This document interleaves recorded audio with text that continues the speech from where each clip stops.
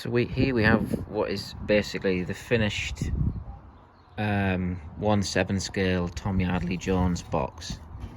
So it is finished in the sense that it's all built, but I've run out of lacquer, so I'm gonna get another can of lacquer, and then just to give it that sort of super glossiness. It's a bit glossy currently, but not as much as I'd like it to be.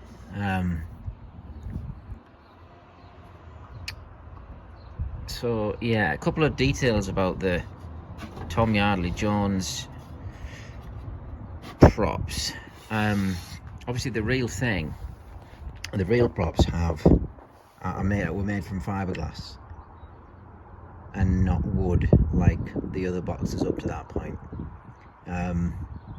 And as I'm assuming, in order to because it was going to be fiberglass, they had to make allowances for that, so things would come out of the mold and stuff like that.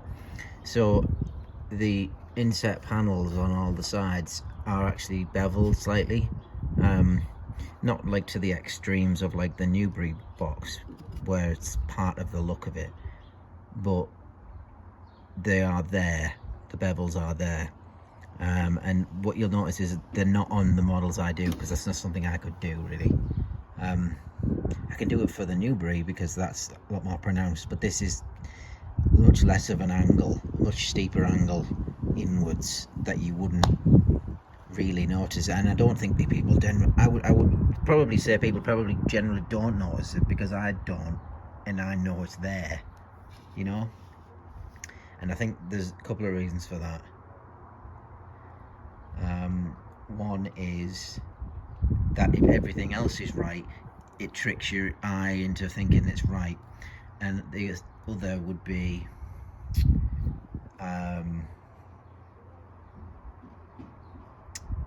that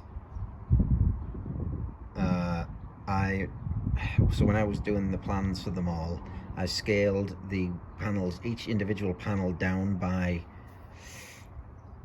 like 1%, something like that, something really negligible, and that just makes each panel slightly smaller, which sits it halfway between the smaller inner recess and the bigger outer recess that you would get if it had a bevel. Whether that actually makes any impact or has an effect on it, I don't know, but as far as I can see, it works, because to me, I don't look at it and think, you know, there's something missing here.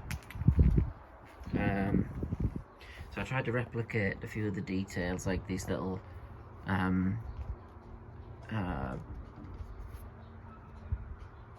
can't think what, well, the hinges, aren't they, but brackets, I suppose, brackets probably. And then there were also some brackets on the bottom, which are present on both sides. But yeah, these are presumably to keep the roof in place, or to hinge the roof or something, so they could just lift it up.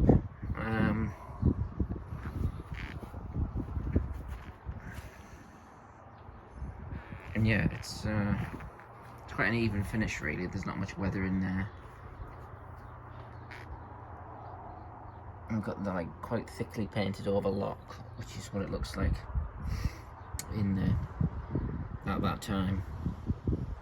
So yeah.